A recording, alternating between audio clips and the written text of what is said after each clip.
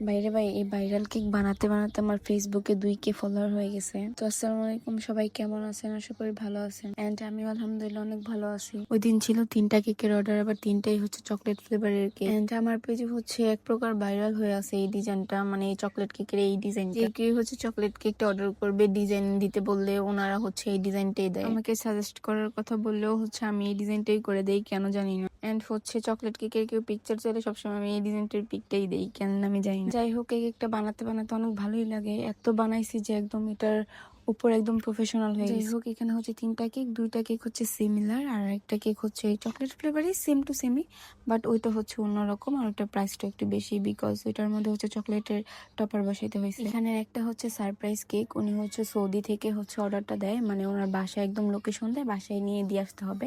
সাথে হচ্ছে চুড়ি এন্ড হচ্ছে ফ্লাওয়ার ছিল।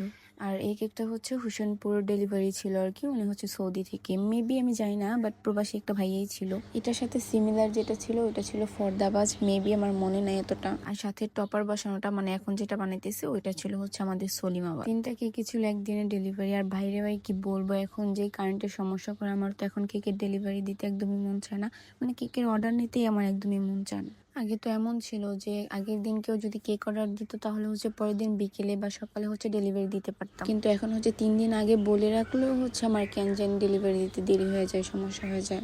কারেন্ট যে একটা অবস্থা করে বাংলাদেশ, আর এরকম ভাবে যদি চলতে থাকে তাহলে হচ্ছে এই কেকের বিজনেস বাদ দিয়ে রাস্তার মধ্যে ভিক্ষা করতে হবে। যাই হোক, আজকে এই পর্যন্তই। আর যারা হচ্ছে কেক অর্ডার দিবা, বিশেষ করে এখন যাদের কেক লাগবে তারা অবশ্যই 2 দিন বা 3 দিন আগে হচ্ছে বলতে হবে। হঠাৎ করে যদি বলে তাহলে হচ্ছে কেকের অর্ডার নিতে পারবো না বা দিতেও পারবো না।